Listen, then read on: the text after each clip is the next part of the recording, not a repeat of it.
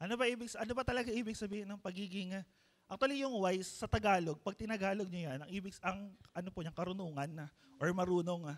Iba yung knowledgeable, yung matalino ka, iba yung marunong ka. So kumbaga magkaiba sila. Last week kasi ang topic ni Pastor about sa pagiging longing to be wise, di ba? Naalala niyo po so nandito ba kayo last week? Okay, hindi ko lang kayo last week, makikita niyo naman po sa sa YouTube natin, nandoon naman sa online, nandoon naman naka-post. So, ang passage doon is yung kay James sa chapter 1, 2 hanggang 6. Now, pag tinignan po kasi natin, ano ba talaga ibig sabihin ng pagiging marunong? Actually, binanggit naman ni Pastor last week. Pero pag binasa natin ang Bible, especially from Old Testament, cover to cover, madalas natin may encounter tong word na wisdom. Mapapansin nyo, madalas ginagamit sa Bible, hindi knowledge. Although may mga knowledgeable, mahalaga yung matalino ka, pero yung karunungan daw kasi, mas malalim siya dun sa katalinuhan. So kumbaga, yung katalinuhan, mostly, ina-explain nila to bilang matalino lang. Pwedeng academic, pwede may pinag-aralan ka, kaya ka matalino. Pero yung karunungan daw, yung pagiging wise, na-apply siya, hindi lang basta alam mo, nagagawa mo rin. So kaya dito, ang tanong natin, ano ba talaga ibig sabihin ng pagiging matalino? And today kasi ang topic natin is about karunungan ng Diyos. So hindi yung karunungan ng katabi mo. Tanong mo yung katabi mo, marunong ba yan? Tanong mo, saan ka marunong? Saan ka magaling? Saan ka matalino? Now, ang topic kasi natin is about karunungan ng Diyos. Kung makikita nyo yung sa Jeremiah chapter 29 verse 11, pakita mo bro. Ayun, alam ko paborito natin yan madalas life verse ng ilan to. So ano sabi dyan? For I know the plans I have for you, declares the Lord, plans for welfare or sa iba plans for good and not for evil, to give you a future and a hope. So kumbaga sa iba, minsan pinangahawakan natin, di ba, na ang Diyos ay may napakagandang plano sa buhay ko. Kumbaga napakaganda nung way ng Lord sa life ko. Amen po ba? Minsan ganun yung natin ganun yung approach natin sa passage na to. Pero kung titingnan nyo, contextually, pag tingnan niyo yung pinaka-background niya, bakit nga ba sinabi ng Lord to sa mga Israelita during that time? Anong meron? Bakit sinabi ng Lord na may maganda siyang plano sa mga Israelita? Kasi kung titingnan niyo, pag binalikan niyo yung verse 10, hindi ko na naislagay niya, pero binalikan niyo yung verse 10, sinabi ng Lord doon, for 70 years, pupunta kayo sa Babylonia. Almost 2 generation sa Bible yon. Pupunta kayo sa Babylonia, yung iba sa inyo doon na mag-aasawa, yung iba sa inyo doon na mamamatay. So, pero ba't sinabi ng Lord dito? Alam ko yung plano ko sa inyo Alam ko yung mga iniisip ko sa inyo. And maganda yung plano na yon. Ngayon, kung titignan natin, minsan parang ganun May sabi, Lord, kung ano yung plano mo, yun yung masunod. Pero later on, ang gusto natin, yung sarili naman natin yung sunod natin. Tapos, pagka nagkamali, sisihin natin, Lord, bakit ba kasi ganito yung nangyayari sa buhay ko? Pero, ang tanong, ano ba yung plano sunod natin kay Lord? Pero hindi yun yung plano yung usapan natin ngayong umaga Usapan natin about karunungan ng Diyos. Now, pag binalikan nyo to, sa Old Testament, in Jeremiah, pag chinek nyo yung context, for 70 years, napunta sila sa Babylonia. After 70 years, bumalik sila, papunta ng Israel. Now, dito natin makikita pa lang yung karunungan ng Diyos, yung pagiging matalino, hindi lang basta matalino, pagiging marunong ng Diyos sa lahat ng bagay. Kasi ang lahat ng bagay, ang lahat na nangyayari sa atin, alam ng Diyos. Tayo mismo, kilala tayo ng Diyos. O sabihin mo sa katabi mo na yan, kilala ka ni Lord. Kaya kung titingnan natin, magkaroon siguro tayo ng konting differentiation. Ano ba yung karunungan ng mundo, tsaka karunungan ng Diyos? Or ano ba yung karunungan na sinasabi sa Bible? Pag tingnan natin, paano masasabi na sa mundo matalino ka or marunong ka? Paano niyo po masasabi? Pag may degree ka, tama? Sino rito mga nag-aaral? Sige, tas yun, huwag kayo mahiya ba kayo nag-aaral kayo? Nag-aaral, di ba? Ba't kayo nag-aaral? Kasi para makakuha ng degree. Para maging marunong, maging matalino. Sino dito yung mga achiever, yung mga top 1, top 2 yan? May tataas din, hindi, proud kayo, di ba? Mataas yung nyo. Sino rito yung yung mga double degree, yung may may bachelor's ka na, may masteral ka pa, may doctorate. Meron po ba? Wala pa alam ko may isa, ayaw magtaas. Ngayon, kung titignan natin, ang basehan ng mundo ganoon. Kailangan na matalino ka. Kailangan marami kang credentials. Kailangan marami kang alam. Kailangan lahat ng ginagawa mo, kumbaga meron silang patunay na kailangan ito yung pakita mo sa amin kung talagang marunong ka diyan. Kailangan ipakita mo sa amin kung talagang marunong ka. Naalala ko, nakakita ba kayo minsan ng hiring sa Facebook? Yung hinahanap nila entry level daw, kumbaga for fresh grad. Pero yung hinahanap nilang requirements, kailangan 20 years plus yung experience mo. Nakakita ba kayong ganun? Minsan may mga ganun eh. Minsan ganun yung hinahanap sa atin eh. And reality po, pag lumabas tayo, lalo na pag nagtatrabaho ka na, minsan manliliit ka or minsan parang malulula ka na, ito pala yung kailangan ng mundo.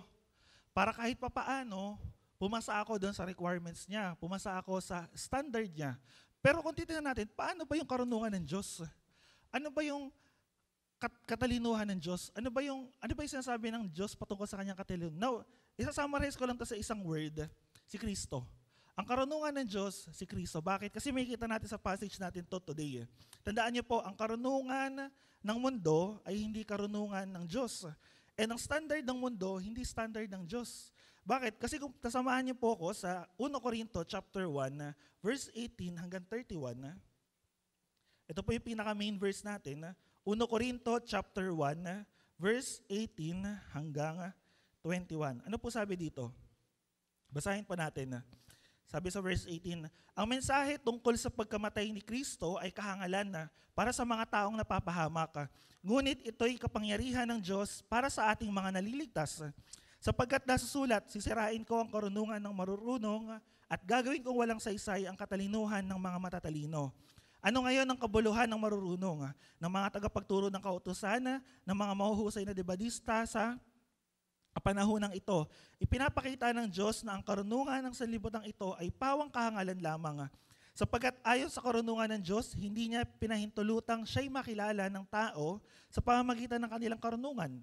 Sa halip, minarapat niyang iligtas ang mga nagpapasakop sa kanya sa pamamagitan ng magandang balita na aming ipinapangaral, na sa tingin ng iba ay kahangalan.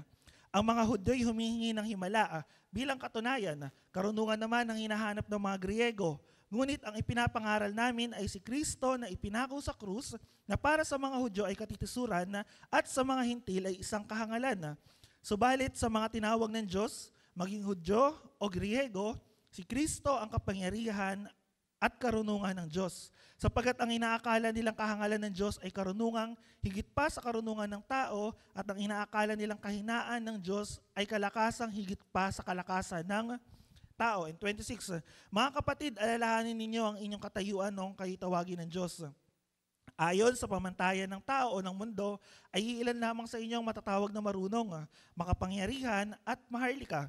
Subalit pinili ng Diyos ang mga naturingang hangal sa libutan upang hiyain ang marunong at pinili niya ang mga naturingang mahihina upang hiyain ang malalakas. Pinili niya ang mga pangkaraniwang tao, mga hinahamak at mga mahihina sa sanlibutan upang ipawalang saysay ang kinikilala ng sanlibutan. 29, kaya't walang sino mang makapagmamalaki sa harap ng Diyos. Sa Kanya, nagmula ang buhay na taglay ninyo dahil sa pakikipag-isa ninyo kay Kristo Jesus, na siyang ginawang karunungan natin. Sa pamamagitan din niya, tayo itinuring na matuwid, ginawang banal at iniligtas ng Diyos. Kaya nga, tulad ng nasusulat, ang sino mang nais magmalaki, ang ginawa ng Panginoon ang kanyang ipagmalaki. Now, kapag binalikan nyo itong passage na to, in context, so sa cultural background nila, alam ko nabanggit ko na ito minsan, pero reveal lang natin ulit. Ang Corinto ay port city. Ibig sabihin, sentro sila ng trade and industry nung time nila. So malawak to na city at lahat ng tao na marurunong, magagaling, ang matatalino, lahat ng mga philosophers that time, isa to sa pinaka-pinupuntahan nilang lugar. Kumbaga, kung titingnan ninyo, para tong sabihin na lang natin, example ko lang, parang Manila, mga ganon. Maraming tao, maraming pananaw, maraming mindset. Tira mo katabi mo, kaya mindset ng katabi mo na yan. maraming nangyayari. And nung sinulat ni Pablo tong letter niya sa mga taga-Corinto, sa mga Corinthians, marami silang problema. And napakaganda nung ginawa ni Paul dito. Alam niyo kung bakit? Kasi pag binasa niyo yung chapter 1 pa lang, doon sa umpisa, bumati siya. Then next, sinabi niya kagad ko, yung unang problema ng church, division. Kasi may mga nagpipili sa kanila, sabi nila, ako kay Pedro ako gusto ko kay Apolos, ako naman kay Pablo, ako naman kay Kristo. So kumbaga merong iba't ibang pananaw or iba't iba silang kinakampihan. Then after neto, sinabi ni Pablo tong passage na to. Alam niyo kung bakit?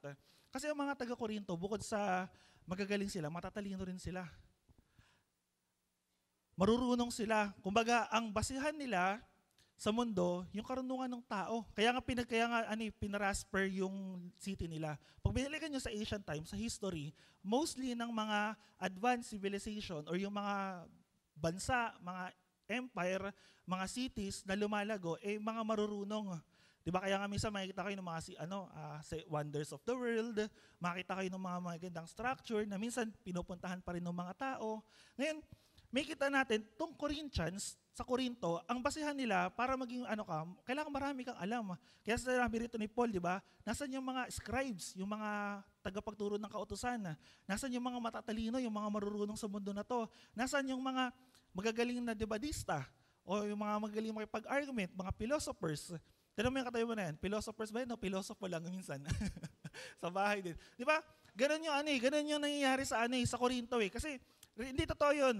Kaya tingnan nyo, pag inaral nyo yung literature sa panahon natin ngayon, madalas na mga ginagamit nilang mga matatalinong tao, yung mga philosophers, during no panahon ng Greek, di ba? Libo sila Plato, sila Socrates, yung mga ganong mga tao, di ba? Kasi nung time nila, yung karunungan, boom na boom talaga. And may kita natin to sa panahon ng mga taga-Korinto. Kaya sabi nung ni Pablo sa mga taga-Korinto, kayo, magagaling kayo, matatalino kayo eh. Pero ang basihan ng talino nyo, ng karunungan nyo, pangmundo lang ah. Yung basihan ng galing nyo, ng lakas nyo, pangmundo lang ah. Kumbaga, kaya kayo na-appeal doon sa mga tao, kaya ang gaganda ng tingin nyo sa kanila. Kasi ang gusto nyo lang, yung mga matatalino at magagaling ah. Pero sabi ni Pablo, hindi ganun ang standard ng Diyos. Hindi natin mauunawaan yung pag-iisip ng Diyos. Hindi rin natin mauunawaan kung ano ba yung kalooban ng Diyos. Nakita niyo doon sa passage natin kayo na Jeremiah 29:11. Pero itatapi ko naman ito mamaya eh. Ang ginagawa ng Diyos, yung karunungan ng Diyos, pinapakita niya, hindi lang basta sa alam niya or sa degree niya, di ba? Pinapakita niya to sa mga ginagawa niya. Kaya masasabi natin, marunong ang Diyos eh. Mamaya mapapag-aaralan natin. Pero pinakauna po, kasi ayoko na kayong pag-initin, unang point natin, sabi doon sa verse 19 hanggang 18 na to, in God's wisdom, He saves us. So balik tayo ulit sa kaligtasan. Gusto ko maintindihan niyo to, gusto ko makita niyo kung gaano kaganda yung salita ng Diyos. Sabi ng verse 18, balikan lang natin. Ang mensahe tungkol sa pagkamatay ni Kristo sa krus ay kahangalan para sa mga taong napapahamak. Ngunit ito'y kapangyarihan ng Diyos para sa ating mga naliligtas. Sapagkat nasusulat, sisirain ko ang karunungan ng marurunong at gagawin kong walang saysay ang katalinuhan ng mga matatalino. Now, minsan na-experience nyo na ba to? Yung parang pagka na-born again ka, nakakilala ka kay Lord, ang tingin sa'yo ng mundo, parang nasiraan ka na ng vibe. Hindi ko alam kasi parang hindi na siya ganun ka-highlight. O siguro baka sa ibang lugar. Dati pagka sumasama ka sa church, sumatin ka sa church, ang asar sa'yo, na-born again na yan, mabait na yan, kumbaga na yan, amen, amen na yan, hallelujah, hallelujah na yan, ganun daw yung kumbaga, hindi naman sa parang, actually, panglalait nga yun, kasi parang nilalait nila na born again na. Actually, naalala niyo ba si Crispin? Naalala ko lang siya kanina ngayon. Naalala ko, hindi pa kami umate dito kasi iba dyan yung bahay namin. Hindi ko malala kung sino yung nagsabi sa akin kasi madalas si Crispin dito. Sabi nung mga tao sa paligid namin, nakita mo ba yan si Crispin? Di ba baliw yan? Nabaliw yan kakabasa ng Bible eh. Tanong mo yung katabi mo, mukha namang yan. Hindi ko alam kung sino nagsabi sa akin, pero pag naalala ko yun, natatawa ako eh. Kasi ang iniisip ng mundo, kapag nagbasa ka ng Bible, is either banal ka or nababaliw ka na raw. Or parang ano ba nangyari sa tao na to? Kapag marunong ka sa salita ng Diyos, ang tingin nila sa'yo, parang alien ka, hindi ka belong sa amin, hindi ka namin kasama. And titignan natin dito, sinasabi ni Pablo sa verse 18, ang mensahe, yung message ng pagkamatay ni Kristo sa krus, daw sa mundo? Kahangalan. Kalokohan, di ba kaya nga hanggang ngayon hindi matapos yung debate, hindi matapos yung mga argument. Minsan may mga tao na ayaw maniwala sa Diyos kasi tinatanong nila, talaga bang si Kristo nabuhay? Talaga bang si Kristo namatay sa krus? Ano yung historical proof nyo? Ano yung masasabi nyo na talagang nabuhay siya, talagang namatay siya? Ano yung patunay niya? Di ba may mga ganong tao na hanggat hindi ko nakikita si Kristo na ipinako sa harapan ko, hindi ako maniniwala. Ganun din si Thomas, naalala niyo ba sa John chapter 20 or 21 ata to, nung nagpapakita si Lord sa mga apostol after niyang muling mabuhay. Tapos sabi ni Thomas, ano sabi ni Thomas, hindi ako maniniwala hanggat hindi ko siya nakikita, tapos ano ko yung daliri ko doon sa butas ng kanyang kamay. At anong nangyari after nun? Di ba nakita niya si Lord? Tapos sabi sa kanya Lord, mapalad yung mga nananampalataya sa ating Panginoon kahit hindi siya nakita. And sa mundo, kalokohan to. Kasi isipin nila, ano yung proof? Ano yung dahilan? Minsan kasi sa mundo natin, sa panahon natin, para masabi natin na talagang totoo, kailangan mong may patunay. Kailangan meron kang maipakita. And ganito rin sa Bible. Kaya sabi ng Diyos, ang karunungan ng Diyos, hindi karunungan ng tao eh. Pag tinignan natin yung reason, ano ba yung dahilan, bakit may mga gantong tao? Kasi pumunta na natin sa Corinto chapter 2, sa mga sumunod na passage, sabi ron, yung natural na tao, yung typical na tao, hindi niya ina-accept o hindi niya tinatanggap yung mga bagay na spiritual. And typical yun kasi bakit? Ano ba ang gusto ng tao? Ng normal na tao, typical na tao? Kasalanan. Saya. Yung mga bagay na ino-offer ng mundo. Kaya ang tao, ang mundo, lagi siyang rejective kay Lord. Ayaw niya tanggapin yung Diyos. And isa pa rito, pagdating sa Corinthians din, 2 Corinthians, sabi ni Pablo, yung mundo daw na to, yung mga tao sa mundo, para silang naka-veil. Alam mo yung naka-veil? Nakatabing. Yung mga mata nila parang may mga takip na hindi nila makita yung katotohanan, ayaw nilang alamin kung ano yung katotohanan, iniiwasan nila kung ano yung katotohanan. Kaya kapag pinresentahan sila ng patungkol sa Diyos, ng patungkol kay Kristo, nagiging rejective sila. And makikita rin natin yon sa Thessalonians. Ayaw ng tao na talagang maligtas. Ayaw talagang tao na makilala ang Diyos. Di ba? Ganoon din naman tayo noon eh. Bago tayo mapunta sa church, kung babalikan natin paano kayo nakakilala kay Lord, di ba ayaw naman natin pupunta nun sa church. Pag kami mag-share nga sa'yo, di ba, paano iwas mo? Isang hakbang, baka makatago ka lang. Nalala ko nung nakakilala kasi ako sa Panginoon. Di ba dito lang yung bahay namin? Talagang iniiwasan ko yung mga taga rito kasi may youth service ay 5 p.m. Hindi ako uuwi ng alas 5 sakto kasi alam ko, start nung gawain. So, hindi ko malaman sa anong dahilan bakit nung time na yon, yung isang pagkakataon na yon, umuwi ako saktong alas 5 ng bahay. And doon nagkaroon yung, nakita ko yung mga kaklase ko dyan, mga ka-varsity ko, inaabangan nila ako. And nung time na yon, talagang kahit ako amin ko sarili ko, iniiwasan ko talaga yung mga born again. Parang ayoko sa church nun. Sabi ko, ano ba yung mga born again? Pabalikan mo naman yung history. Di naman sila yung RCC talaga yung totoo. Pero dito ko nakita, habang lumalago, habang tumatagal sa Panginoon, may reason si Lord, may purpose si Lord.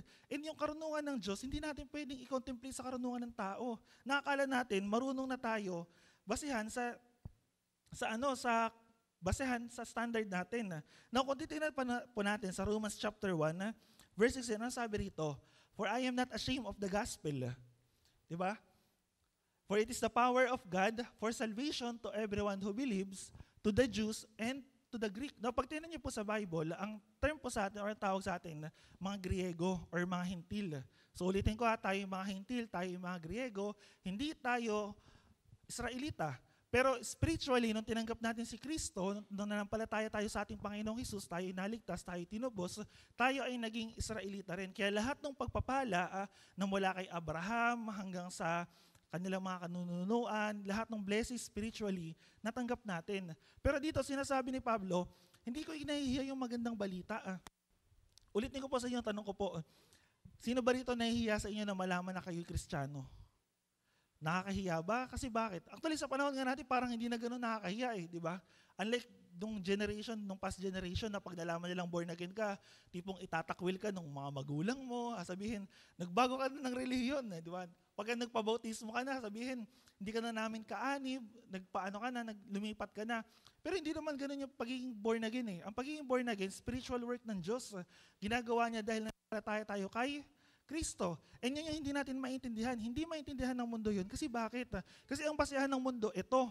Ang binabago ng Diyos, ito. Kaya kahit anong gawin natin, hindi talaga mag-meet yung standard. Kaya dito sabi ni Paul, sa lahat ng naliligtas, yung magandang balita, ano daw?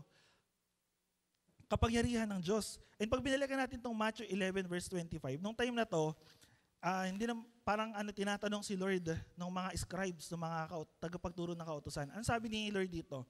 Sa 25, I thank you, Father. So nagde-declare siya sa Lord, nagpe-pray siya. Lord of heaven and earth, that you have not hidden these things, that you have hidden these things from the wise and understanding. Kumbaga sabi niya, itinago mo ito sa mga marurunong at sa mga tatalino. At inirevealed or ipinahayag saan daw? Sa mga little children's. Kaya kung makikita niyo po sa Bible, ano sabi ng Diyos doon? Naalala ko sa Matthew 2 eh. May nabigsahin na ito minsan. Maging katulad tayo ng mga bata. Kasi bakit? Kasi yung mga bata madaling maniwala eh. Tayo kahit anong sabihin natin, minsan ayaw pa nating maniwala eh. Tanong mo na katabi mo na yan. Tanong mo, titigan mo, kapani-paniwala ba yan? Totoo ba yan? Di ba? Ganun eh. Pero yung mga bata, kaya sabi ni Lord doon, tumulad tayo sa mga bata. Kasi yung bata, malinaw. And dito, sabi rito ng ating Panginoong Hesus, sa mga marurunong, itinago yung karunungan ng Diyos, yung mga hiwaga ng Diyos. Kasi sabi ng mga ng mga tagapagturo ng kautosan kay Lord, sabi, Guro, Rabbi, bigyan mo kami ng himala. Bigyan mo kami ng patunay. Kasi ganoon lang yung gusto nila eh. Bigyan mo lang kami ng miracle para lang malaman namin na talaga bang ikaw ba ay sa Diyos o ano ba. Pero kung titingnan niyo nung time na yun, nung yung ating Panginoong Hesus, marami siya pinapagaling. Marami siyang binubuhay, may mga binuhay siya sa patay, may mga binuhay siya ng mga patay. Marami siyang mga ginagawa na signs wonders na hindi nakita ng Israel sa mahabang panahon. And yet, naghahanap pa rin sila ng sign. Sabihin mo sa katabi mo, this is the sign. Baka nanghihingi ng sign yan. Ano kaya sign ang hinahanap niyan? Now, next bro, meron ko pa ita sa inyong diagram. Alam ko nakita nyo na to minsan eh. Pero simple lang yung pinapakita ng diagram na to. Ito daw yung cross-reference ng mga passages sa Bible. Kung hindi ako nagkakamali, especially patungkol kay Kristo. Now, lahat daw yan, mga passage or verses. So, hindi natin ma-zoom eh. Pero meron dyan yung mga maliit na passage yan. Nagko-connect yan from Genesis hanggang Revelation. Lahat yun, nagko-connect-connecta. And gusto ko pong maintindihan nyo, paki-next. Gusto ko pong maintindihan nyo na ang Bible, sinulat siya for the span of 1,500 years. I think more or less yan. And sinulat yan, iba't ibang kultura, iba't ibang authors, iba't ibang circumstances, iba't ibang panahon. Ang author ng Bible, 40 authors. Sinulat siya saan? Sa 3 continents. Sinulat siya sa 3 main language. Ngayon, gusto ko pong makita nyo na ganito yung karunungan ng Diyos. Hinanda ng Diyos yung lahat ng bagay na yan sa pagdating ng ating Panginoong Hesus.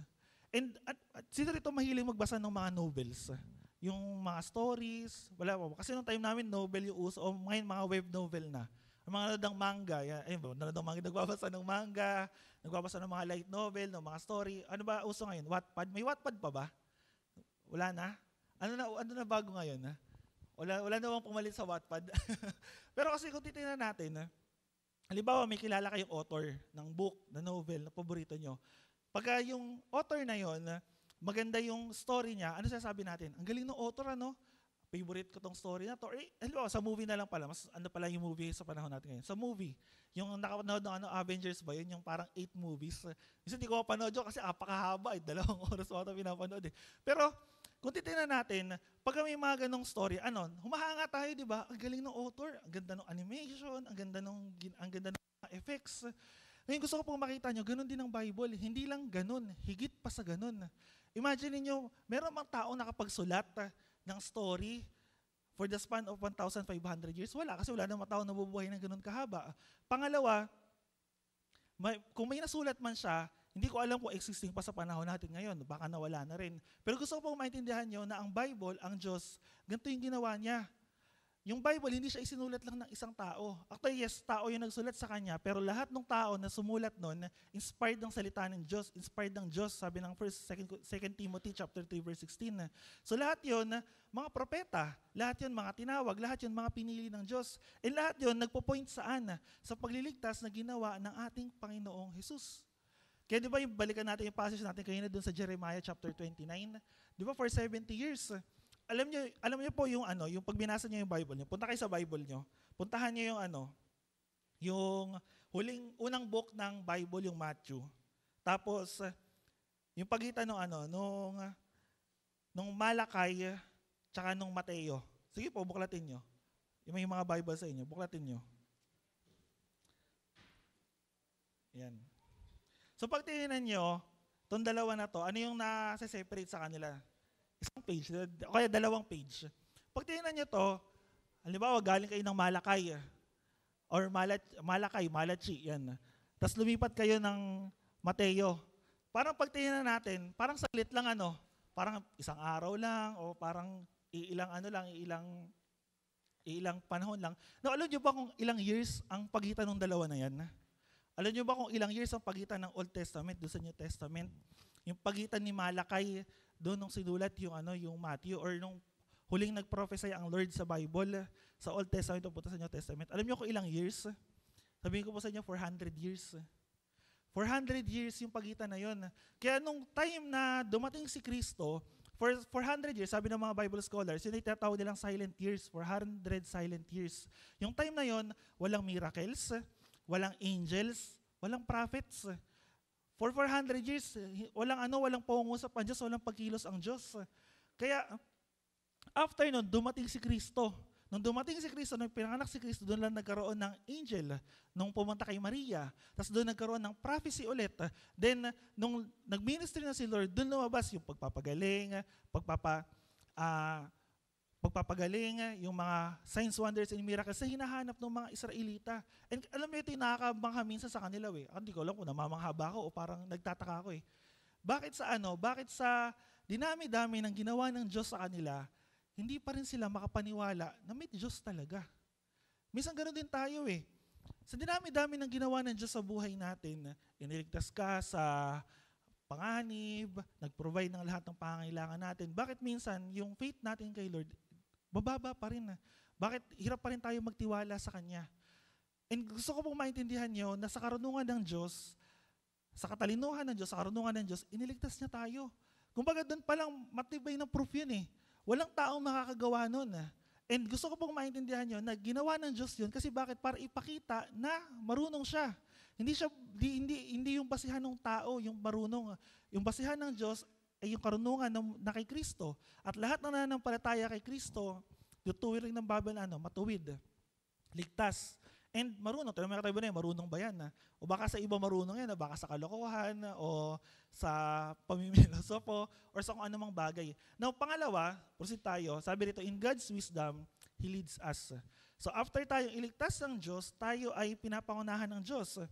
Pagka bumalik po tayo sa passage natin, sa verse 20 hanggang 25, ano sabi rito? Ano ngayon ang kabuluhan ng marurunong? Ng mga tagapagturo ng kautusan, mahusay na debadista, ipinakita ng Diyos na ang karunungan ng sanlibutan ito ay pawang kahangalan lamang. Sapagkat ayon sa karunungan ng Diyos, hindi niya pinahintulutang siya'y makilala ng mga tao sa pamamagitan ng kanilang karunungan. Sa halip, binarapat niya na iligtas ang mga nagpapasakop sa Kanya sa pamamagitan ng magandang balitang ipinangaral na sa tingin ng iba ay kahangalan. And ulitin ko po sa inyo, para sa mga tao na hindi nananampalataya sa Diyos, para sa mga taong walang kinikilala na Diyos, ang salita ng Diyos ay kahangalan. Or yung krus ni Kristo ay kalokohan. Parang walang kabuluhan. Minsan iniisip ko actually kagabi iniisip ko, bakit kaya sa krus Bakit hindi na lang sa panahon natin? Bakit hindi na lang nung panahon before? Bakit ganon? Actually, kahit ako hindi ko rin mahanap yung sagot Pero isang bagay lang yung naiintindihan ko. Sabi ng Romans chapter 5, namatay si Kristo para sa ating mga makasalanan. Namatay si Kristo para sa atin nung tayo mga kasalanan pa. And namatay siya sa takdang panahon or in the right time. Kasi pag tingnan niyo po ang cross, during ng Roman Empire, yun yung pinaka nakakahiyang kamatayan or pagka namatay ka doon sa krus, talagang kahiya-hiya ka. Di ba kasi kaya nga tinataas yun Naalala niyo ba kung saan pinako si Kristo? Sa bundok yun Kaya lahat ng mga taong dumadaan doon, nakikita nila di ba ayan yung kaya di ba sasabi kina Pablo, di ba yan yung Panginoon nyo nung pinagkaila? Di ba yan yung Panginoon nyo? Kaya kinaila ni Pedro ang ating Panginoon. Kaya nung Nakikita ng mga tao nung nakapako si Kristo sa Diyos, di ba, yan yung pinuno nyo, yan yung leader nyo, bakit ngayon nakapako? Bakit ngayon andoon, namatay? Di ba, sabi pa nga ng mga kawal ng mga Romano kung nalagawa mong iligtas yung iba, iligtas mo rin yung sarili mo. And sa panahon nila, parang kalokohan to, parang kahangalan to. And minsan ganun din sa panahon natin, hindi nawawala yun. Pero gusto ko pong maintindihan nyo, ng karunungan ng Diyos naglilid sa atin, hindi lang sa kaligtasan, sa mga bagay patungkol sa buhay natin. Now, sa English version, yung verse 22 hanggang 24, ano sabi dyan? Verse 22 hanggang 24, basahin po natin. 22, the Jews demand signs, and Greek seek wisdom. But we preach Christ crucified, a stumbling block to the Jews and folly to the Gentiles. Ano ba yung folly? Hindi. Ano yan sa Tagalog, kahangalan ka. Sa Tagalog, kahangalan. Pero sabi ng dictionary, sinesearch ko siya, sa Old English word daw, yung folly, ang ibig sabihin daw niyan, madness or stupidity. Parang kalokohan, kahangalan, o in layman's term natin, katangahan. Kaya sabi rito, yung cross daw ni Kristo, parang kalokohan yan, katangahan yan. Pero gusto ko pong maintindihan nyo na ang tinutukoy dito, hindi lang basta pagpili nung individual decision na susunod ba tayo kay Kristo or hindi. Kasi ang kabaligtaran kasi nung kahangalan ay karunungan. And dito, pag tingnan natin in context, yung pinaka-verse na ginamit doon, yung biblical terms, yung folly, hindi lang siya basta kahangalan Sabihin, wala ka talagang karunungan or wala kang kaunawaan or talagang hindi mo naiintindihan O baka ganoon din tayo minsan, baka akala natin matalino na tayo, marunong na tayo, or parang marami tayo. By the way, dagdag ko na lang din po. Hindi basihan na marunong ka, matalino ka, pag marami kang alam na Bible verses. Hindi rin basihan na marunong or matalino ka kung nakapag-aral ka sa Bible school. Actually, kahit kami nag-aaral ako ngayon. Pero doon ko nakita na ang karunungan pala, hindi lang sa marami kang alam. Ang karunungan pala, hindi lang sa marami kang napag-aralan, marami kang kabisado. Ang karunungan mula sa Diyos. Kaya sabi ng Proverbs chapter 3 verse 5, di ba? Ano daw yung pasimula ng karunungan? Pagkatakot sa Diyos. Naalala ko last week, naging example ni Pastor, yung kay Solomon, nung tinatanong siya ng Diyos, pinapili siya, ano ba gusto niya? Kayamanan, kapangyarihan, o karunungan. Ano pinili ni Haring Solomon? Karunungan, di ba? Na para mapamahalaan niya yung bayang Israel. Pero tayo, pinapili kayo. Ano ba gusto niyo? Karunungan, kayamanan, o kapangyarihan? Hindi totoo, di ba? Siguro yung iba sa atin pipili, pera na lang sa akin para para maubos na yung problema ko sa buhay. Hindi ako gusto ko maging sikat, maging famous. Gusto ko marami akong connection para kilala ako. Pero ilang kaya sa atin pipili ng karunungan, yung gusto niya maging marunong sa buhay. Marami siyang alam.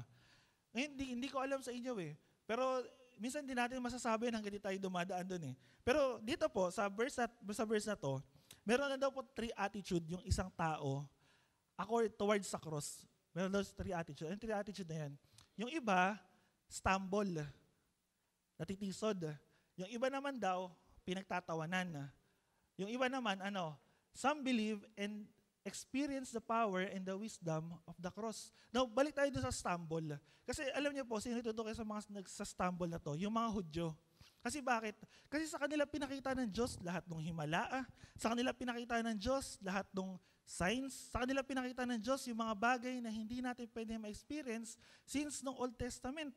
Pag tingnan niyo yung Exodus, basahin niyo yung Exodus, yung 10 plagues, hindi niyo may imagine na mangyayari yun Actually, wala kang mga historians na naniniwala dun Inisip nila parang kaloko. Paano mo hatiin yung Red Sea?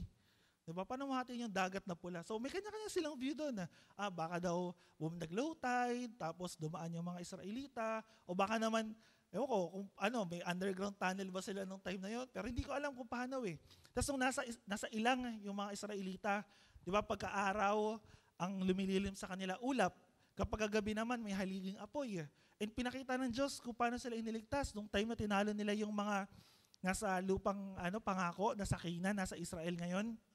Di ba tinalo nila yun, mga higante, mga malalakas.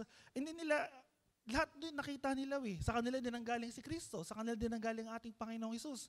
Lahat ng himala ng mga ginawa ng ating Panginoong Hesus, sa kanila din naranasan. And Kaya sabi ni Pablo dito, sa mga Hudyo, stumbling block to, katitisoran to. Kasi bakit? Kasi ipinakita na ng Diyos sa kanila, ayaw pa rin nilang maniwala. Yung pangalawa, ano yung pangalawa? Some laugh at the cross, tumatawa, or pinagtatawanan yung krus ni Kristo. So, sinabi ko na to kanina, pero para sa mga tao sa labas, kahangalan na naging born again ka, kalokohan yan, di ba? Paano mo masasabi na meron talagang Diyos? Di mo naman nakikita. Di ba ganun yung argument nila ganun yung pananaw nila Pero sa atin, pong mga naligtas at nananampalataya, doon tayo sa pangatlo. Ano yung pangatlo? Some believe and experience. Ang tanong kayo, like ko po sinasabi sa inyo, hindi lang sapat na marunong kayo. Hindi lang sapat na marami kayong alam. Kahit ako, reminder ko to sa sarili ko, paalala ko to sa sarili ko. Na huwag sana ako magka-hydrocephalus. Alam niyo ba yung hydrocephalus?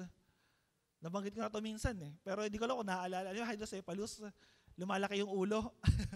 Di ba, baka ganun tayo. Ano man yung na-achieve natin, ano man yung daladal natin, baka lumalaki yung ulo natin. Or baka minsan, nasasapawan na ng karunungan ng mundo, yung karunungan patungkol sa Diyos.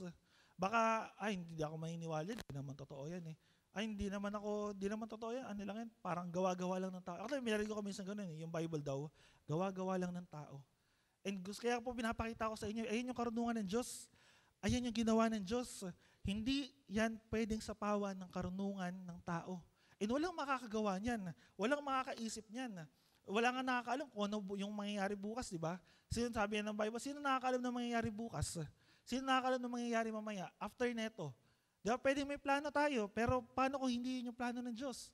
Pwedeng may alam tayo, pero paano kung yung alam pala, wala lang sa harapan ng Diyos. Ano sabi ng verse 25?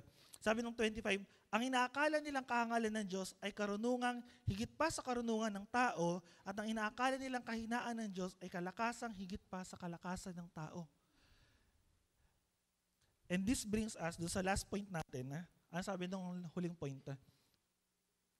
In God's wisdom, yung huli, He chooses us.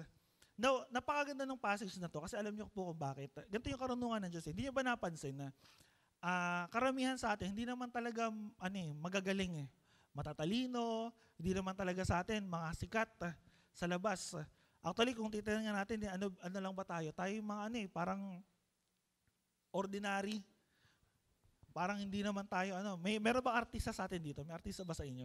Wala naman siguro artista sa atin, Sino ba rito, mayaman? Yung mayaman ba dyan, Diba? Sino ba rito yung simpleng tao lang, may simpleng tao ba dyan? Para ayun yung magtaas ang kamay. Inantok na ba kayo? Pero kasi kung titignan natin, ano sabi ng 26?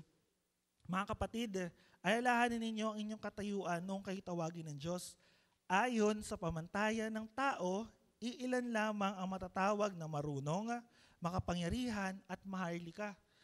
Hindi raw lahat sa atin, ilan lang daw, sabi sa mga taga-Korinto, ilan lang yung matatawag sa inyo na powerful, noble birth, na matatalino. Alam niyo nung time nila, mahalaga yung noble birth kasi yung pinanggalingan mo mayaman or kilala kayo or anak ka ng hari, anak ka ng namumuno doon sa lugar nila. Mahalaga doon yun nung ancient time na medieval. Doon sa panahon kasi natin ngayon, ang classification na lang pagka mayaman ka, marami kang ari-arian. Kapag mahirap ka, simpleng tao ka lang. Diba? Actually, minsan pa nga, di ba, may mga mayayaman pa na ayaw nilang malaman na mayaman sila. Kasi yung iba namang mahirap, gusto, todo bihis, mukha silang mayaman. Pero gusto ko pong makita ninyo, gusto ko pong maintindihan ninyo, na yung karunungan ng Diyos, pinili tayo. Pinili tayo, bakit? Para saan? Para gawin ko ano yung kalooban ng Diyos. Meron pong 4 words na gusto ko i-take note nyo. Una, the foolish, the weak, the low, and despised. Yung 4 na yan. Kasi kung titignan natin itong passage na to, sabi ng Diyos, sabi ni Paul dito, ang pinili ng Diyos, yung 4 na yan. Yung foolish, yung parang kahangalan para sa mundo, yung mga mahihina, yung mga mabababa at kinakaayawan ng mundo. And pag titignan natin, minsan sa atin, ganun din naman tayo Paano kayo nakakilala kay Lord? Nakakilala ba kayo kay Lord nung marami kayong pera? Nakakilala ba kayo kay Lord nung sikat kayo? Nakakilala ba kayo kay Lord nung malakas kayo? Nakakilala ba kayo kay Lord nung marami pang magagandang bagay na nangyari sa buhay nyo? Di ba karamihan naman sa atin hindi Karamihan sa atin, kailan tayo nakakilala kay Lord? Nung panahon na nasaan? Nasa lowest point tayo ng buhay natin. Nung parang di mo na alam kung ano yung gagawin mo, di mo na alam kung sino yung pupuntahan mo, then doon dumating yung grasya ng Diyos sa atin. Doon natin bigla parang nabuksan tayo sa mga bagay na spiritual. Kaya nagpapatuloy tayo ngayon eh. Ngayon dito, kung titingnan natin, biblically, meron ding same scenarios. Mga ganong bagay. Pero bago pa rin, Isaiah chapter 55 verse 8 to 9, ano sabi dyan? Ano sabi ng Diyos? Sa English version na, "For my thoughts are not your thoughts, neither are your ways my ways, declares the Lord." Sabi ng 9, "For as the heavens are higher than the earth, so are my ways higher than your ways, and my thoughts than your thoughts." And alam niyo, napakaganda ng passage na ito. Kasi bakit? Yung isip pala natin, yung alam mo pala, hindi pamantayan ng Diyos. Sabi ng Diyos, kung gaano daw kalayo yung langit at saka sa lupa, ganoon daw kalayo yung isipan ng Diyos at saka isipan natin. Gaano kalayo yung langit at saka sa lupa? May nagsukat na kaya? O actually, nung tinan ko, yung layo daw ng Earth mula doon sa atmosphere sa mga ulap, 100 kilometers. Tama lang ko, 100 kilometers yun eh. Pero pag sinabi nilang heavens, pag tinukoy mo daw yung heavens, biblically, no measure. So, ibig sabihin, ang karunungan ng Diyos, hindi natin pwedeng sukatin. Ang kaalaman ng Diyos, hindi niya pwedeng sukatin. Yung mga plano ng Diyos, yung mga ginagawa ng Diyos, hindi natin pwedeng alamin. And kaya makikita niyo, di ba, paano tayo niligtas? Sa pamamagitan ni Kristo, na para sa mga Hudyo, para sa mga Hudyo, katitisuran. Para sa ating mga Hentil, kalokohan. Pero sa ating mga nananampalataya, ito ay kapangyarihan at karunungan ng Diyos. Kaya nagagawa nating manampalataya, nagagawa nating humanga sa mga ginawa ng Diyos. Next, alam ko may illustration to eh. Yan. Sabi dun sa the foolish things of this world. May kita natin to, Exodus chapter 12, Exodus chapter 17, tsaka Numbers verse chapter 21. Now, example yan mga example yan ng mga foolish things ng mundo na to. Kasi bakit? Ano meron dun sa Exodus chapter 12? The Passover. Yung the Passover. Sabi diyan, ano daw yung foolish things of this world? The bleeding lamb in Exodus. Sino makakapag-isip nung time nila na yung pinapagawa pala sa kanila ng Diyos ay parallel sa gagawin ng Diyos after ilang years, ilang hundreds of years. Sino makakapag-isip nung time nila na yung gagawin pala ng Diyos totoo? Kasi alam niyo kung bakit? Kasi nung time na yan, nagutos ang Diyos sa kanila. Pumili sila nung batang kambing or batang tupa, tapos patayin nila yon. Pag pinatay nila doon, yung dugo noon, ipahid nila doon sa mga pintuan nung kanilang mga bahay. Para pag dumating daw yung anghel ng kamatayan or dumating si Lord doon, yung mga pinto na may mga dugo ng kambing na yun, ng mga tupa na yun, hindi sila kukunin yung kanilang mga panganay. Kaya nung time na yan, lahat ng mga panganay ng mga Egyptians namatay. Pero yung mga panganay ng mga Israelita, hindi namatay. Kasi bakit? Sino ba makakapag-isip ng bagay na? Di ba? Parang pag inisip natin, kaya sabi ko sa inyo kanina, di ba? Pag binalikan niyo yung Exodus, parang kalokohan niya. Talaga ba? Dumating yung 10 plagues? May mga bagay ba na ganyan nangyari? Di ba? Parang imposible eh. Sa isip ng tao, imposible. Pero para sa ating mga nananampalataya sa Diyos, totoo yan. Ano yung next? The smitten rock. Yung hinampas na bato ni Moses doon sa Meriba. Ito yung unang beses, bukod doon sa pangalawa, ito talaga inutos sa kanya ng Lord, hampasin mo yung bato.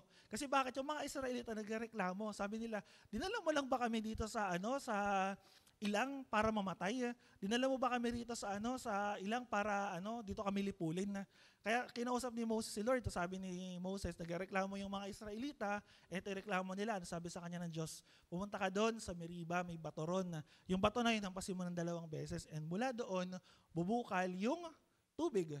No, hindi ko alam kung paano ginawa ni Moses yun, especially doon sa tungkod niya. Pero may kita natin dito na nagpakita ang Diyos na, para pag inisip po, ano ba yan, kwentong bata ba yan? O kwentong kalokohan ba yan? O kwentong barbero?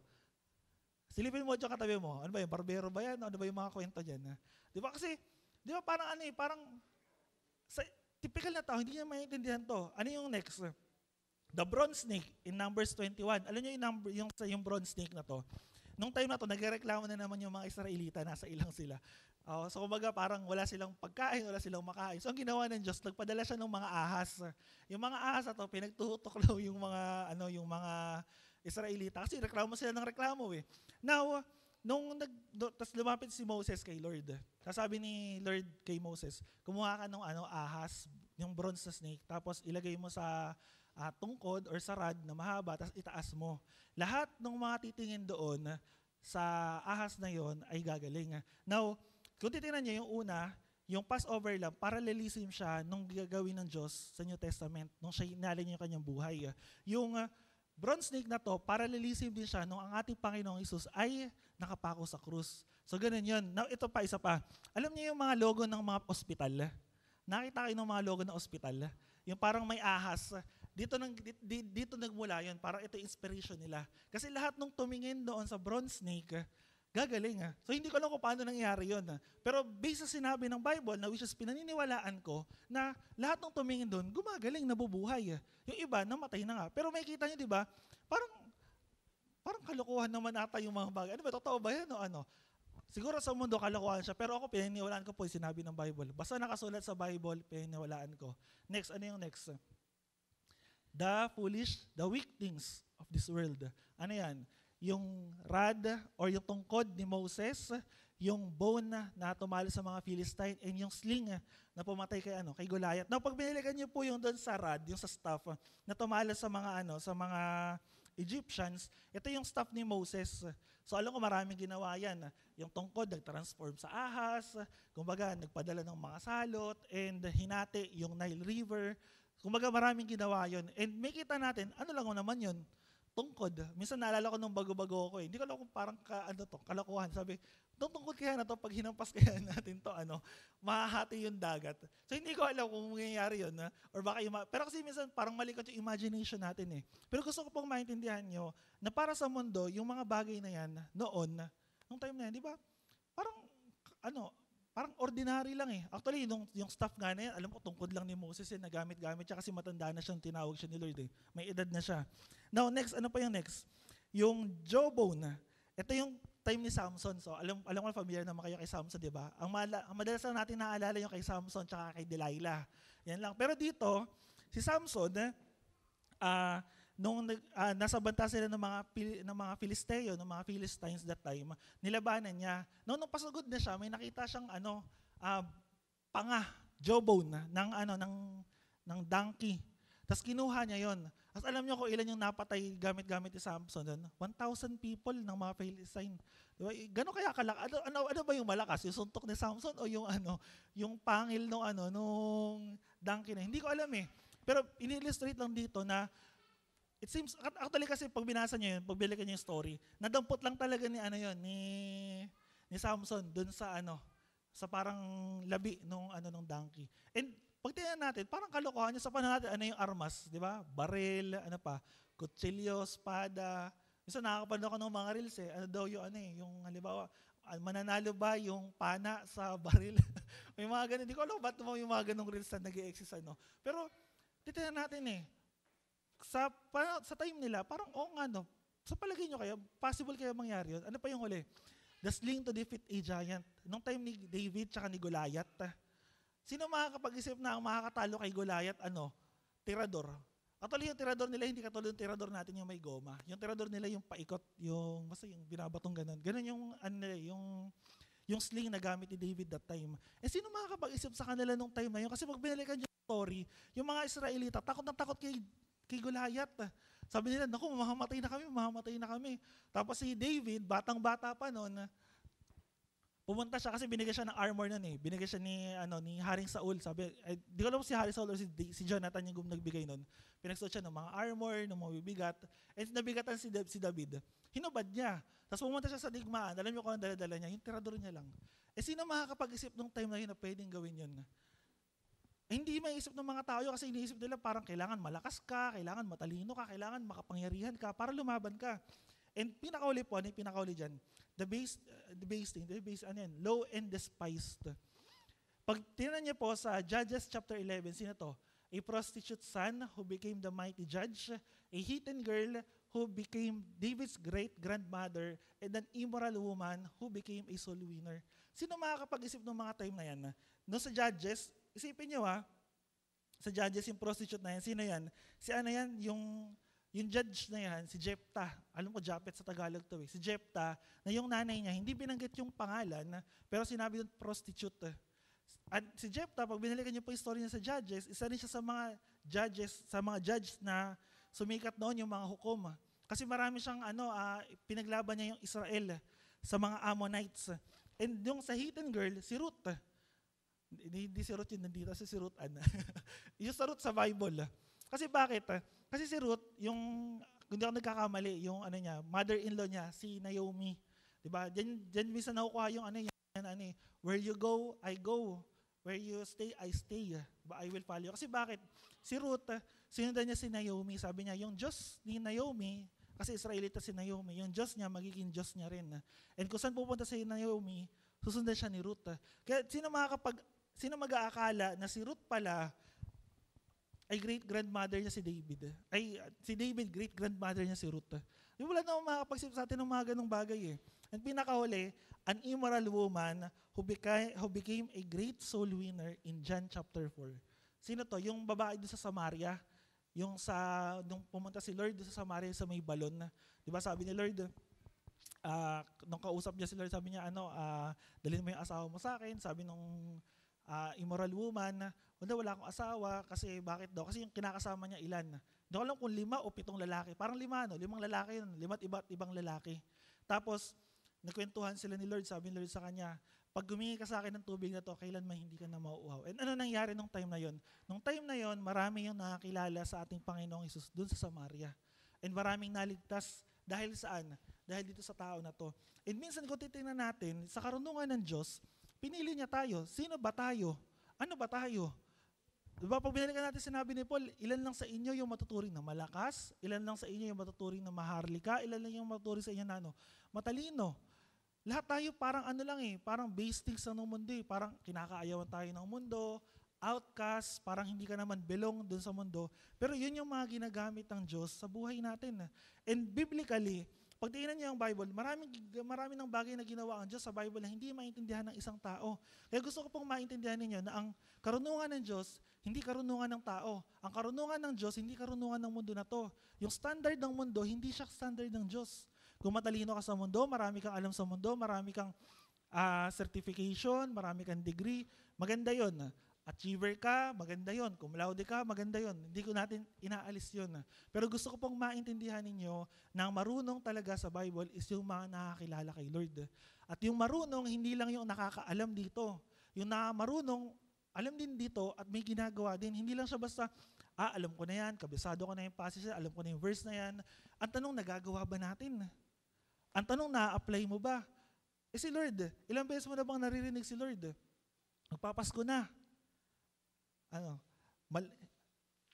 Yung iba, nilalamig. Tinanong mo kayo, nilalamig ba? Saan ba nilalamig yan? Dahil ba sa aircon? O dahil malamig yung Pasko nila? Minsan, lagi natin nadadaanan yun eh. Pag Pasko, sino ang focus natin? Si Lord ba? Bakit natin sineselebrate yung Christmas? Bakit natin sineselebrate yung Lenten season? Ano ba yung reason? Ano ba yung dahilan? Dahil ba sa may gifts? Dahil ba sa may mga regalo? Dahil ba sa pupunta yung iba, gagala, mag-adventure, pagmamahal na araw? Dahil ba dun? Di ba, hindi ba't kaya natin sineselebrate yung mga bagay na yun dahil kay Kristo? Ano ba yung ginawa ni Kristo? And dito na lang ako magtapos, verse 30 hanggang 31. Ano sabi rito? Kaya sa Kanya nagmula ang buhay na taglay ninyo ngayon. Tingnan nyo galing kay Lord. Dahil sa pakikipag-isa ninyo kay Kristo Jesus na siyang ginawang karunungan natin. Sa pamamagitan din niya, tayo itinuring na matuwid, ginawang banal at iniligtas ng Diyos. Kaya tulad ng nasusulat, ang sino mang nais mong malaki, ang ginawa ng Panginoon ang kanyang ipagmalaki. So tayo pong lahat ay tumayo. And gusto ko pong makita ninyo, ano ba talaga ibig sabihin ng pagiging marunong? Paano niyo masasabi na kayo ay marunong na? Paano niyo masasabi na kayo ay matalino talaga? Tandaan niyo po, ang basihan ng Bible, ang basihan ng Diyos, ang basihan ng Biblia, hindi yung marami kang alam. Uulitin ko, hindi dahil sa marami kang alam. Hindi dahil sa marami kang nakabisado. Hindi dahil sa may mga degree ka. Hindi rin dahil sa kung ano yung meron ka dun sa labas. Ang basihan ng Bible si Kristo. At lahat nung nananampalataya sa Kanya, ano tinuturing ng Bible? Matuwid, marunong, tinubos. Tayo ay niredeem. Tayo tinubos sa kasalanan, tinubos sa mga bagay na hindi natin gusto. And ano ba tayo? Yung balikan natin, ano tayo sa mundo? Actually, alam niyo po ako, maniwala man kayo o hindi, ano tayo? introvert ako. Naalala niyo, pag naalala ko pa nagre-report ako noon, ano ko kakabado Yung tipong, alam ko na makakarin siguro yung mga introvert sa akin. Yung tipong hawak-hawak mo yung papel. Tapos, since di ka kasi sanay sa harapan, hawak-hawak mo yung papel, magre-report ka, babasahin mo lang, tapos di ka titingin dun sa mga tao sa nasa harapan mo. Babasahin mo lang na babasahin, hindi mo naman naiintindihan, di ka nila naiintindihan. Tapos yung boses mo, yung pahina ng pahina. Yung sa umpisa, malakas, tapos pahina ng pahina. Kasi bakit? Kasi nahihiya ka Actually, hanggang ngayon, niisip ko, bakit ako ginagamit ng Lord dito? Pwede namang doon na lang ako sa tech Favorite place ko yun, doon na lang ako. Tatago na lang ako doon. Tech nyo na lang ako, audio man nyo na lang ako. Pero hindi Ito yung ginagawa, ito yung nilalagay ng Lord sa puso ko. Gusto ko nilalagay ng Lord na someday magamit ako, mag-share ng gospel.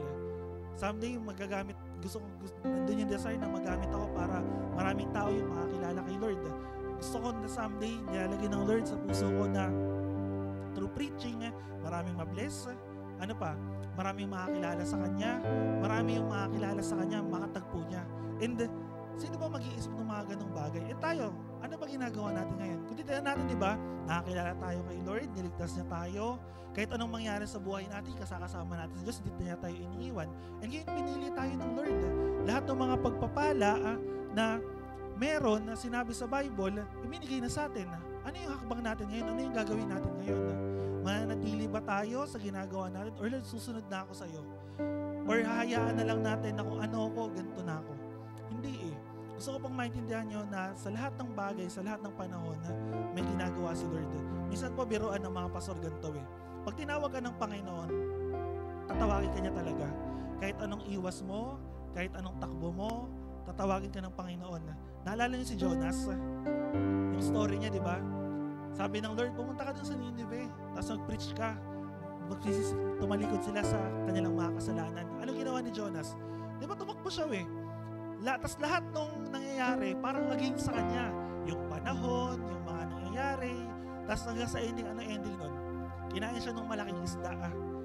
Hindi ko pa alam kung kayo ba, tinatawag ba kayo ng Panginoon? May pangungusap sa inyo si Lord? Pero hindi ko pa alam kung ano yung ginagawa ng Lord sa buhay niyo. Sabi ko po minsan mamili na lang kayo anong isda yung kakain sa inyo. Tilapia ba o bangus? O mayo-mayo. Hindi, joke lang. Hindi, wala namang ganun sinabi sa Bible ko anong isda yung kumain kay Jonas. Pero isang bagay lang gusto ko maintindihan nyo. Never nating matatakasan yung pagkatawag ng Diyos sa atin. Pag tayo tinawag ng Diyos, ba't tayo nandito ngayon? Para makarinig ang salita ng Diyos. Para may ma-apply tayo sa buhay natin. Para may magawa tayo. Ano yung mga kasalanan na meron tayo? Iwanan natin. Sumunod tayo kay Lord. And ang Diyos, kahit minsan nga, actually kahit ilang beses tayo nagkakamali, nagkakasala, kahit ilang beses pa tayong tumatalikod sa Kanya, tumatakbo pala sa Kanya, tinatanggap niya pa rin tayo. Di ba? Paulit-ulit. Minsan feeling natin na, Lord, unworthy na ako, hindi na kita deserve. Hindi ko na deserve itong mga bagay na to. Pero na ginagawa ng Diyos, pinapadama niya pa rin yung pag-ibig niya para sa atin. And lahat ng bagay na yon ay karunungan ng Diyos. Actually, maikli pa to Mahaba pa pag pinag-usapan natin patungkol sa karunungan ng Diyos. Pero gusto ko pong maintindihan nyo ngayon na ang Diyos ay marunong. Alam niya ang lahat ng bagay. Therefore, ano yung response natin sa karunungan ng Diyos? Ano yung attitude natin towards sa Kanya? And I hope may natutunan po kayo sa araw na to. So, tara po, tayo po yumukot manalangin. Panginoon, salamat sa umaga na to. Salamat, Panginoon, sa pagpapakilala niyo po sa amin. Salamat, Panginoon, sa topic na to, Panginoon. Hindi po namin alam ano ba talaga yung ano ba yung ibig sabihin ng pagiging matalino. Ang alam lang po kasi namin, Lord, basta may degree, basta may achievement, basta may mga bagay na na-achieve kami sa mundo na to. Ito lang yung alam namin Pero Lord, ngayon nakikita namin na mas higit pa po pala doon. And minsan, ganito rin kami, Lord, dinidespise namin yung salita mo, iniiwasan namin yung pagkatawag niyo po sa amin. Ayaw namin tanggapin, Lord, ayaw namin sumunod sa inyo kasi minsan akala namin mahirap yung mga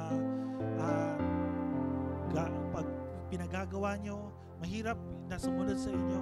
Pero Lord, alam po namin na itong mga bagay na to na ginagawa niyo po sa buhay namin, meron pong purpose o meron pong layunin. Hindi ko po alam, Lord, kung ano po yung pinagdadaanan ng bawat isa. Hindi ko po alam kung ano yung mga problema, struggles namin, Panginoon. Pero Lord, dalangin ko na dagdagan niyo po yung pananampalataya namin. Na na sa lahat ng mga bagay na aming naranasan, na maintindihan namin, makilala namin na merong Diyos na marunong na alam ang lahat ng bagay patungkol sa buhay namin. Kilala kami at alam kung ano yung bagay na mas mainam para po sa amin. At Lord, dalangin ko na ito yung makita at maranasan ng bawat isa. Hindi lang kami, Lord, tumalino, mandagdagan ng karunungan, kundi Lord, totally makilala at makatagpo ka po namin. Maranasan namin yung pagliligtas na ginawa niyo po sa krus. Maranasan namin, Panginoon, yung kagalakan. Maranasan namin, Panginoon, yung mga bagay na ipinangako niyo po sa inyong mga salita. At sa ganun, Panginoon, ang maging response ng mga buhay namin, ng puso namin, Panginoon, ng mga sarili namin, ay sumunod, magtiwala, manampalataya, Panginoon, sa inyo. At dalangin ko, Lord, na kumilos ka po sa buhay, puso at isipan ng bawat isa. Dalangin namin, Lord, na ikaw po yung mangusap sa kanila, O Diyos. Lord, alam ko na may ginagawa ka sa kanila. Alam po namin, Panginoon, na may pagkilos ka sa puso at isipan ng bawat isa. Nang ngayon, alam namin, Lord, at sa ngayon, Panginoon, bigyan niyo po kami ng kalakasan para magawa ko ano po yung kalooban niyo. Sa mga nangangailangan, Lord, ng karunungan na Lord, ikaw po yung magkaloob nito. Sa nangangailangan ng kalakasan, ikaw po yung magkaloob nito. Sa nangangailangan ng kagalingan, ikaw rin po yung magkaloob nito, Panginoon. At ito ay inaangkin namin, Lord, sa pangalan po namin, Panginoong Isus. At dalangin namin, O Diyos, na patuloy, ingatan niyo po yung bawat isa, pagpalain niyo po yung buhay namin. Sa lahat po ng dalangin namin, lahat ng desire namin, Lord, ikaw po yung mag-answer neto, ikaw po yung sumagot neto, O Diyos. At sa mga kapatid namin na nangangailangan ng kagalingan, kalakasan, provision, Panginoon, Lord, dalangin ko na kumilos ka po sa buhay ng bawat isa. Salamat, Lord, sa araw na to. Dalangin namin nawa, Lord, na bless yung bawat isa sa amin. Pagpalain niyo po, Panginoon, yung mga buhay namin. At sa gagawin po namin sa maghapon na to, ingatan niyo po kami. Bless niyo po, Panginoon, yung bawat isa. Paspasan niyo po, pagpalain niyo po ang umaga na to. Salamat, Panginoon, pinupuri at pinasalamatan ka po namin. Ito po ang aming dalangin sa matamis sa pangalan ng aming Panginoong Isus. Amen. Amen.